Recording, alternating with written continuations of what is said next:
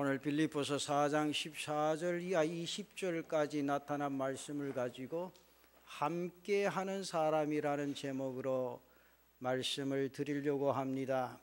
예수님께서 탄생하실 때 하나님의 사자가 요셉에게 나타나서 그 이름을 예수라 하라고 한 내용을 기록하면서 예수님의 탄생의 의미를 가장 분명하게 보여주는 말씀이 하나 있습니다.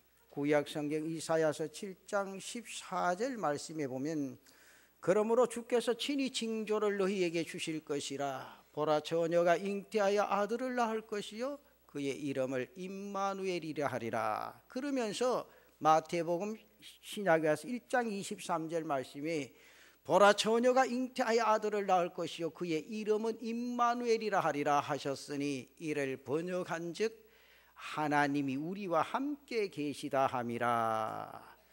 여기서 임마누엘이 바로 예수님의 오심의 의미가 무엇인가를 잘 말씀해 주는 용어입니다. 성탄은 하나님께서 우리를 죄에서 구원할 자라는 의미, 예수, 그 예수님을 이 세상에 보내주셨다. 그리고 예수님이 바로 그 구원자이시라는 사실, 그 구원자, 성자 하나님이 구원의 구체적인 계시의 시작으로 나와 함께, 우리와 함께 하시기 위해서 이 땅에 오신 것이 바로 성탄입니다. 그래서 성탄의 의미는 나와 함께 하심, 우리와 함께 하심입니다. 우리가 이 예수님의 오심을 통해서 배워야 하는 것은 바로 이 함께 하는 삶입니다. 특별히 오늘 말씀은 우리에게 교회 안에서 함께 하는 삶이 어떠한 것인가를 보여주고 가르쳐주는 말씀입니다. 여러분, 함께 한다는 것이 무엇을 뜻하는 것이겠습니까? 오늘 본문의 말씀을 가지고 몇 가지로 나누어 한번 생각을 해보겠습니다. 그 첫째는 함께 느끼고 함께 생각하고 함께 참여하는 것을 말합니다. 함께 한다는 것은 함께 느끼고 함께 생각하고 함께 체험하면서 참여하는 것입니다. 우리는 함께 한다는 의미를 어떤 모임이나 혹은 어떤 일에 동참하고 함께 더불어 일하는 것이라고 생각합니다. 옳습니다. 그것이 분명 함께 하는 겁니다. 서로 동참하는 것을 말합니다. 그러나 하나님께서 나와 함께 하시고 우리와 함께 하시고 우리가 서로 함께 하는 것은 바로 그 이상의 의미가 있다는 사실입니다. 하나님이 우리와 함께 하시는 것은 바로 이러한 것입니다. 하나님께서 우리 가운데 오셔서 우리와 같이 되신 것은 오늘 나의 입장이 되셔서 우리의 입장이 되어서 느끼고 생각하고 체험하시기 위해서였습니다. 그분은 오늘 나와 우리와 다른 분이십니다. 오늘 나같이 우리같이 아픔이나 고통이나 슬픔을 겪지 않으셔도 되시는 분이십니다. 그럼에도 불구하고 나와 같이 우리와 같이 육신을 입으셨습니다. 왜 그러십니까? 나와 같이 우리와 같이 느끼고 체험하기 위해서입니다. 이것이 진정으로 함께 하시는 것이라는 겁니다. 함께 하는 것이라는 겁니다. 우리 함께 한다는 것은 바로 이것입니다. 함께 협력하면서 모든 순간에 상대방의 입장에서 그 사람의 기쁨과 그 사람의 아픔을 내가 느낍니다. 나의 감정과는 상관없습니다. 내가 아픈 가운데 있더라도 상대방이나 공동체가 기쁨을 얻었다면 내가 축하하고 그 사실을 바라보고 축복할 수 있고, 내가 기쁨 가운데 있을 때 상대방은 오히려 아픔과 고통 가운데 처하게 되었다면 그 아픔을 느끼면서 그 입장이 되어주는 것입니다. 곧 사랑으로 하는 것입니다. 사랑하는 성도 여러분, 먼저 사도 바울을 보십시다. 사도 바울은 빌립보 교회의 입장을 생각했습니다. 오늘 빌립보서 4장 10절 말씀에서 빌립보 교회를 한가 이렇게 말합니다. 내가 주 안에서 크게 기뻐함은 너희가 나를 생각하던 것이 이제 다시 싹이 나미니 너희가 또한 이를 위하여 생각은 하였으나 귀회가 없었느니라. 여러분, 여기에 나타난 이 말씀이 무슨 의미로 이 말씀을 우리에게 주십니까? 빌립보 교회는 한때 바울을 도운 적이 있습니다.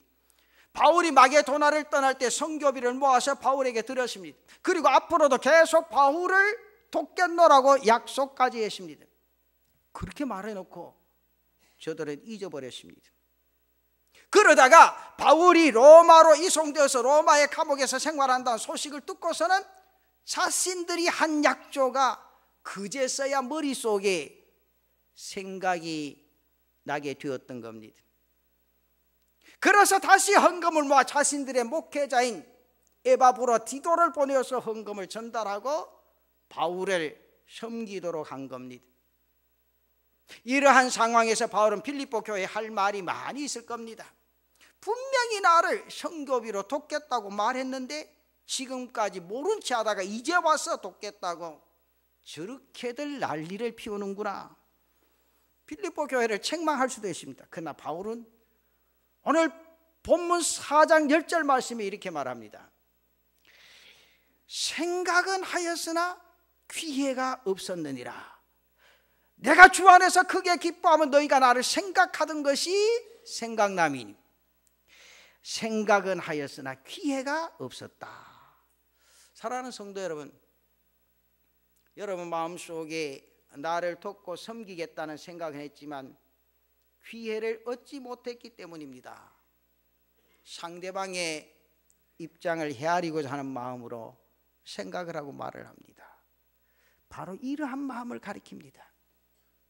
그리고 빌립보 교회는 빌립보 교회대로 바울의 입장을 생각을 합니다. 지금 바울이 감옥에서 겪을 어려움과 고통을 생각하면서 자신들이 복음을 위해서 더 힘써야겠나라고 마음을 갖습니다. 그래서 빌립보서 1장 7절 말씀에 보면 이런 말씀이 있어요. 내가 너희 무리를 위하여 이와 같이 생각하는 것이 마땅하니 이는 너희가 내 마음에 있음이며 나의 매음과 복음을 변명한가 확정함이 너희가 다 나와 함께 은혜에 참여한 자가 됨이라. 너희가 다 나와 함께 은혜에 참여한 자가 됨이라. 여기서 은혜란 건 뭘 가리킵니까? 바로 바울의 기쁨을 의미합니다. 바울이 로마의 감옥에 갇혔다는 말을 들은 빌립보 교회들은 자신들이 복음을 위해서 힘써야겠다는 마음으로 복음을 전했습니다. 그러면서 바울에게서 들려온 소식이 감옥 안에서도 복음이 전파되어지고 그러면서 하나님의 뜻이 이루어지고 있다는 소식을 듣게 되어집니다. 그 소식을 듣고 기뻐하는 모습이 오늘 성경에 나타납니다. 그뿐 아닙니다. 바울을 위하여 물질도 드립니다. 그래서 오늘 본문 말씀에 빌립보서 4장 14절에 이렇게 말씀을 합니다. 그러나 너희가 내 괴로움에 함께 참여하였으니 잘하였도다. 함께 한다는 것은 바로 이러한 것을 의미하고 가리킵니다. 나의 감정과는 전혀 상관이 없습니다. 내가 아픈 가운데 있더라도 상대방이나 공동체가 선한 일을 하고 있고 또 기쁨을 얻었다면 내가 축하하고 축복할 수 있고, 내가 기쁨 가운데 있을 때 상대방이 오히려 아픔과 고통 가운데 처하게 되었다면 그 아픔을 내가 그대로 느끼면서 그 입장이 되어주는 것을 말하는 겁니다. 지난 2월 달에 친구 목사님을 만나서 점심 식사를 하면서 이야기를 나누면서 아주 제 가슴 속에 와닿는 이야기를 들었습니다. 그 교회에 수능 시험을 한 20-30명 쳤는데 그 가운데 5명이 아주 친하게 지내고 정말 교회 고등부에서도 무슨 시험에서도 빠지지 않고 예배 열심히 하고, 참 부모님들도 그 교회에 모범적으로 충성하고 말씀 부여잡고 힘차게 달려가는 가정이라고. 근데 이상하게도 5명의 학생들이 자신들이 가는 진로도 같은 계열이에요. 이 같은 학교를 목표로 두고 열심히 기도하는데 4명이 자신이 바라는 학교에 진학을 하게 되었습니다. 근데 그 가운데 1명이 떨어졌습니다. 참 목사 입장이 난처하고. 근데 이 목사가 그 5명의 가정을 유심히 보면서 아주 감격적인 모습을 보게 되었다는 거죠. 근데 4사람이 그 기쁨의 내색을 그 사람한테 절대 나타내지 않는다는 거지.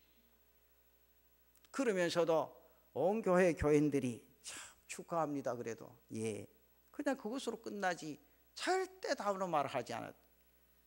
근데 이제 떨어진 그 학생의 부모님도 이렇게 기도하면서 자신을 한 주간 잘 정리하고 그 다음 주간에 온 교회 교인들에게 한 통 쐈대요. 그래서 내가 그 소리를 듣고 왜 쐈지? 그래서 생각한 이 목사님이 김 목사님 한번 들어봐. 그 집사님이 내한테 두 분이 와서 애를 데리고 목사님 한번 기도해 주시죠. 그래서 그 애를 보고 기도를 했대요. 그러니까 이 집사님 네 분이 목사님 죄송합니다. 나 때문에 목사님 기쁨의 내색도 나타내지 못하고 또 온 교회 교인들이 마음 놓고 그 부모들이나 자녀들의 축하를 하지 못하고 이래서 되겠습니까? 저는 진심으로 축하를 합니다. 우리 애는 1년 더 하면 되니까 목사님 마음 놓고 축하해 줘. 그래서 내가 다음 주일 마음속에 기도하면서 우리 애하고 그렇게 작정을 했습니다. 그래서 온 교회 잔치를 하고 기쁨을 나누었다는 이야기를 들었습니다. 그러면서 내 머릿속에 딱 떠오르는 게 그 교회야말로 정말 서로 함께하는 교회요 가족들이구나 생각을 했습니다. 기뻐할 수 있음에도 슬픔이 가득한 사람을 위하여 자신이 그 기쁨을 차지할 줄 알고 자신에게 슬픔이 있음에도 불구하고 기쁨이 가득한 사람이 그 기쁨에 참여해 줄 아는 이것이 함께하는 모습이 아니겠는가? 이것이 바로 그리스도의 몸된 교회의 모습이 아니겠는가? 아무 의미 없이 아무 생각 없이 상대방의 입장에 상관없이 동참하는 것 아닙니다. 느끼지 못하고 생각하지 아니하고 함께 체험한다는 것은 어불성설입니다. 그것은 다른 목적이 있기 때문입니다. 사랑하는 성도 여러분, 저는 그래서 금년에 믿음 수양회를 한번 해봅니다. 서로가 함께 느끼고 공유해보자는 거지요. 내 믿음의 위치가 어느 곳에서 제단을 받들어 섬기고 성도들을 대하며 하나님의 뜻을 이루어가고 있는가를 자신 스스로가 한번 판단해보자는 겁니다. 다른 사람이 판단하라는 거 아닙니다. 자기 스스로 느껴보자는 거지요. 그렇기 때문에 오늘 사랑하는 성도들이 함께 느낄 수 있는 시간 되시기를 바랍니다.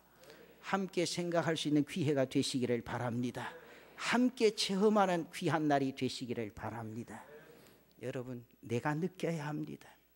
내가 생각하고 또 생각하고 그리고 함께 체험하고 동참하는 겁니다. 이 얼마나 아름답고 귀한 건지 모릅니다. 우리 남부민중앙재단의 모든 성도들은 함께 느끼고 함께 생각하고 함께 체험하면서 그리스도의 사랑을 나타내고 주의 뜻을 땅 위에서 아름답게 이루어갈 수 있는 귀한 은혜가 있기를 바랍니다. 그 다음에 두 번째는 기도로 참여하는 것을 말합니다. 기도는 사랑의 가장 큰 표현입니다. 우리가 진심으로 사랑하는 대상은 바로 하나, 기도하는 대상입니다. 내가 기도하는 명단에 들어가 있는 사람은 내가 사랑하는 사람입니다. 그 공동체는 내가 사랑하는 공동체입니다. 이것은 틀림없는 사실입니다. 기도하지 않는 사람은 내가 사랑하는 사람이 아닙니다. 단지 아는 사람일 뿐입니다. 기도해 주지 않는 사람을 내가 사랑한다고 말할 수 있겠습니까? 내가 그를 진정으로 사랑하기에 기도할 수밖에 없다는 사실입니다. 주님께서 나를 위하여 우리를 위하여 중보하십니다. 우리를 사랑하시기에 하나님과 우리 사이에 중보자가 되셔서 나를 위하여 이 시간도 기도하시는 줄로 믿습니다. 그런데 우리 교단에서도 이미 발표를 했는데 이 교인들이 모여서 우리 중보하자 근데 중보는 그래 하는 거 아니에요. 많은 교회들이 뭐 중보 기도팀 무슨 팀 그러는데 성경적으로 잘못된 거예요. 여러분, 성경을 잘 아시고 물론 교회 기도하는 거 좋지요. 근데 성경에 분명히 그러면 중보자는 딱 한 분밖에 없습니다. 디모데전서 2장 5절 보십시다. 뭐라고 말씀하세요? 잘 보세요. 성경에 하나님은 한 분이시요 또 하나님과 사람 사이에 중보자도 몇 사람? 한 분입니다. 이 잘 아셔야 돼요. 내가 중보할 수 없어요. 한 분이시니 곧 사람이신 누구라고? 그리스도 예수. 그리스도 예수만이 여러분들의 중보자가 되시는 줄 믿습니다. 이 사람과 사람 자기들끼리 우리가 중보한다 그거 아니에요. 여러분 성경의 내용을 잘 아시고 따라가야지. 다른 교회 목사님 이런 기도팀이 우리도 만들자고 혼자 해. 성경 원리가 아니니까. 우리는 서로를 위해 기도하는 거예요. 그러면서 주님이 중보자가 되셔서 우리의 기도를 받으시고 하나님의 뜻을 이루어 가게 해 주실 줄로 믿습니다. 바울은 교회를 위해서 기도합니다. 교회는 바울을 위해 기도합니다. 이것이 사랑이요, 이것이 진정으로 참여하고 함께하는 것입니다. 우리가 사랑으로 함께하는 최상의 아름다움은 서로를 위하여 기도하는 일인 줄로 믿습니다. 여러분 분명히 옆 사람을 사랑하면 그분을 위해서 기도할 수 있는 성도들 되시기를 바랍니다. 바랍니다. 말로만 사랑하지 말고 진정으로 그를 위해서 기도하며 그분의 모습에 내가 동참하며 참여하면서 하나님의 뜻을 이루어갈 수 있는 성도들 되시기를 바랍니다. 그리고 세 번째는 물질로 참여하는 겁니다. 빌립보 교회는 물질로 참여하는 교회였습니다. 빌립보서 4장 15절 말씀에 이렇게 말합니다. 빌립보 사람들아 너희도 알거니와 복음의 시초에 내가 마게도나를 떠날 때 주고받는 내 일에 참여한 교회가 너희 외에 아무도 없었느니라. 빌립보 교회는 바울이 전도 여행을 할 때 몇 번이나 헌금을 통해서 바울의 사역에 동참하고 참여를 했습니다. 그리고 지금 바울이 로마 감옥에 갇혀 있다는 소식을 듣고 자기들의 목회자인 에바브라 디도를 통해 헌금을 보내고 그를 섬기게 했습니다. 바로 이것이 함께하는 것이라 그 말입니다. 여러분 물질은 사람에게 큰 의미가 있습니다. 그런데요 때로는 물질이 악의 화신이 되기도 합니다. 신약 성경 디모데전서 6장에 나타난 말씀과 같이 나를 침몰하게도 하고 또 멸망으로 떨어지게 하는 시험이나 올무가 되기도 합니다. 여러분 잘 보세요. 돈 때문에 인격을 잃어버리고 돈 때문에 영혼을 팔아먹고 돈 때문에 가족과 형제와 친구를 버리고 돈 때문에 나라를 배신하는 일들이 얼마나 많이 일어나고 있습니까? 돈은 참으로 무서운 겁니다. 그래도 돈은 좋은 겁니다. 그렇지? 돈은 좋은 거예요. 그래서 제가 늘 그러잖아요. 여러분 부자 되시라고. 돈은 벌어야 돼요. 벌어야 돼요. 그래서 우리 교육자들에게 절대 집에서 빈둥빈둥 노는 사람한테는 구제비도 갖다 주지 말고 반찬도 갖다 주지 마. 성경에는 빈둥빈둥 노는 사람 굶어 죽고 놔두라. 그 성경의 원리. 왜? 몸이 멀쩡한데 왜 놀고 있어? 정말 내 몸을 움직이지 못하고 육체가 피곤해 지쳐서 도저히 생활에 여력이 되지 않는 사람은 교회가 적극적으로 도우고 먹여 살려야 됩니다. 근데 젊은 사람 빈둥빈둥 집에서 놀면서 말이야. 목사님 오늘 왜 반찬 안 갖다 줘요? 근데 지난번에 신방 가서 그래.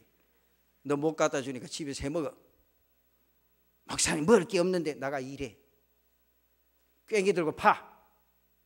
내가 먹을 거 분명히 생겨나니까. 성경에 절대 놀고 먹지 말아요. 열심히 일하라 그래. 그래서 뭘 벌으라고? 돈을 벌어야. 돈이 있어야 뭐도 합니까? 주의 일도 하는 거요.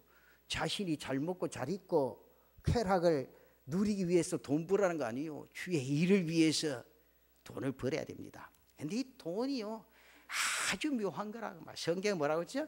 디모데전서 6장 10절에 돈을 사랑함이, 잘 보세요. 돈을 사랑함이 일만악의 뿌리가 되나니 이것을 탐내는 자들은 미혹을 받아 믿음에서 떠나 많은 근심으로서 자기를 찔렀도다. 자기를 찔렀도다. 근데 이제 물질을 사용을 잘 하셔야 돼. 그 지난번 설교도 했죠? 물질 때문에 자녀들이 갈라지고 찢겨지고 부모가 낭패당하는 경우 얼마나 많아요. 하나 지혜로운 부모는 그 물질을 어떻게 정리하고 이 세상을 떠나느냐 아주 중요한 거지요. 그러나 물질을 잘 사용하게 되면 인격을 나누고 사람을 얻게 되어진다는 거지요. 오늘 교회에서 복음을 위해서 재정을 지원하는 것은 참으로 귀한 일이요 아름다운 일입니다. 그리스도 안에서 재정은 단순히 돈이 아니라 선물이요 사랑입니다. 그리고 그 사람의 신앙입니다. 예수님께서 물질이 있는 곳에 내 마음이 있느니라 말씀하셔서 틀림없는 말입니다.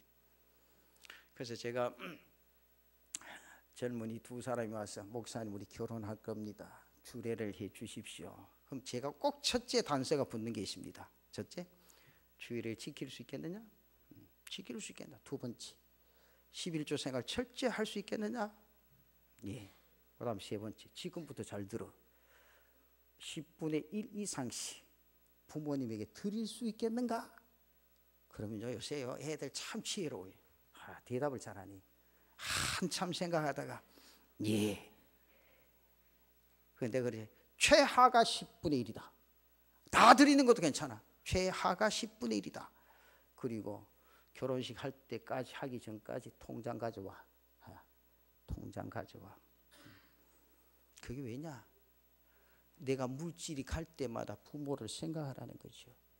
그럼 그 전에 생각 안 하냐? 생각해도 그렇게 생각 많이 안 해요. 여러분 직장에서 왜 열심히 일합니까? 월급 받으려고. 월급 안 주면 직장에 갈 사람 몇이나 있겠나 몰라. 돈 때문에 갈 때가 얼마나 많아요. 억지로라도 부모를 생각하라는 거예요. 여러분 11절 왜 드린지 알아요? 내가 너를 구원해 주었지 않느냐? 내가 사용하는 물질이 다 하나님의 것이 아니냐? 나를 생각하며 드리라는 거예요. 나를 생각하면서. 그래서 11조가 중요한 거예요. 그것도 못하는 사람이 어찌 하나님의 자녀냐 그 말이요. 하나님의 백성이냐 그 말이요. 오늘 성경의 말씀은 분명해라. 그래서 저는 성경을 읽으면서요 가장 중요하게 느낀 건 뭔가 물질만큼 그 사람의 신앙이다. 그 사람의 신앙이다. 여러분 세상에는요 주고받음의 원칙이 있습니다. Give and take. 이것은 자유인의 인간관계입니다. 내가 받았으면 나도 주어야 합니다. 우리가 하나님께 받은 엄청난 은혜와 사랑, 축복들에 대해서 우리 또한 하나님께 드리지 못한다면 어떤 말로 다른 어떤 종교의식으로 나아간다고 할지라도 그것은 하나님 앞에 거짓이요 위선입니다. 이스라엘 백성들이 제사를 드릴 때 진심으로 예배하지 아니하고 오직 소와 양만을 잡아 드리는 형식적인 제사를 드리는 것이나 그리고 아무런 재물 없이 오직 입술로만 드리려고 하는 예배는 별다를 바 없다. 저는 그렇게 생각합니다. 여러분 성경에 아벨의 제사를 기억하지 않습니까? 그의 진실한 마음과 깨끗하고 순결한 제물로 드리는 제물을 하나님이 기쁘시게 받으셨다 때문에 그 은혜에 감격하여 하나님께 드리는 것입니다. 그분의 주권을 내가 인정하고 하나님 안에서 살아갈 수밖에 없는 그 고백으로 하나님 앞에 드리고 주의 뜻을 이루어가는 겁니다. 그 사랑의 표시라는 거지. 그래서 성경에는 11조를 드리라. 하나님 앞에 감사하라. 주일 헌금을 드리라. 주와 복음을 위하여 선교 헌금을 드리라. 그렇게 말합니다. 빌립보 교회는 이러한 마음으로 물질을 드렸습니다. 바울이 저들을 위해 엄청난 은혜를 베풀었습니다. 정말 영원히 죽을 수밖에 없는 저들에게 그리스도와 함께 영생의 복음을 전해 주었습니다. 이에 저들이 헌금을 해서 하나님께 드리고 바울의 전도 여행에 경비로 드렸는 것입니다. 바울이 저들에게 줄 수 있는 것은 오직 하나, 예수 그리스도였습니다. 그분 안에서의 은혜와 축복된 삶이었습니다. 저는 오늘까지 목회하면서 그렇게 생각해 봅니다. 목사가 성도들에게 줄 수 있는 게 무엇일까 많이 생각해 봤습니다. 제가 여러분들에게 줄 수 있는 건 이것입니다. 말씀과 기도를 통해서 하나님의 은혜가 여러분의 심령에 흘러가도록, 여러분의 가정에 흘러가도록, 여러분의 사업장에 흘러가도록 기도하고 매 예배 때마다 말씀을 증거하는 일입니다.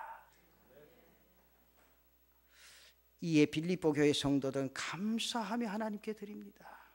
그리고 그것을 바울이 전도 여행하면서 복음을 위하여 쓰임 받을 수 있도록 전한 겁니다.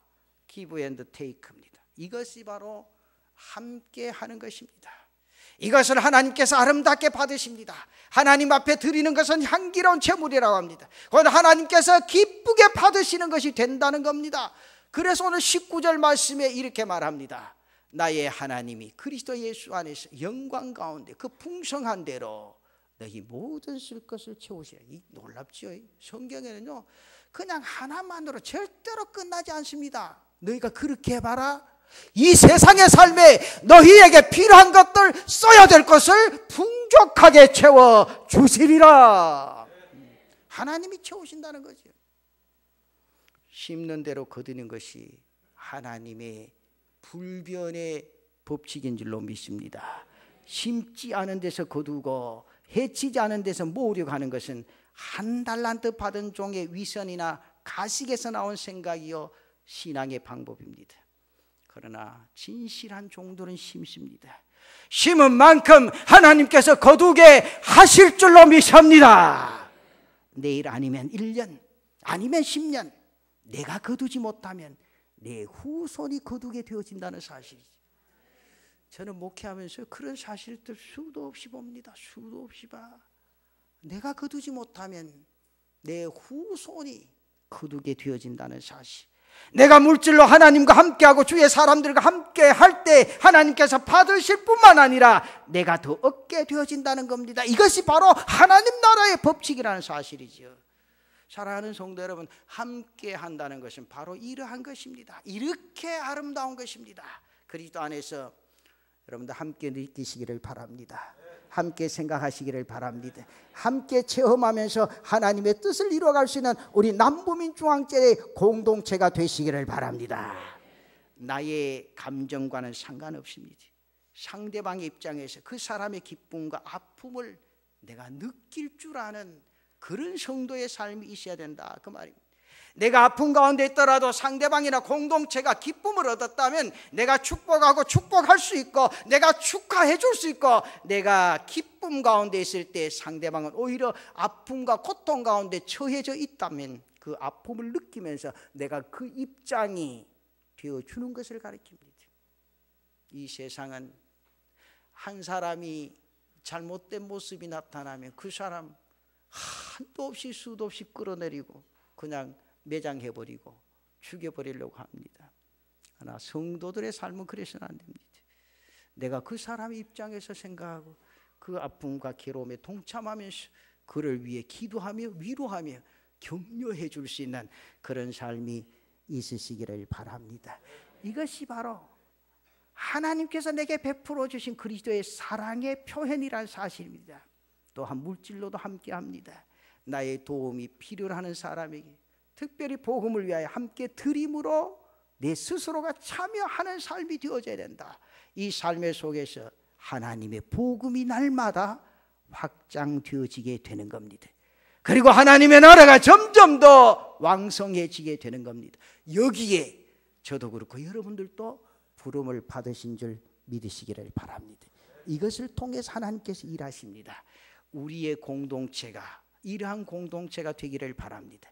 우리 남부민 중앙교회가 이러한 교회가 되어지기를 진심으로 바라고 원합니다. 우리 모두가 이 한 마음으로 주의 뜻을 이루어갈 수 있는 귀한 성도들 되시기를 바랍니다.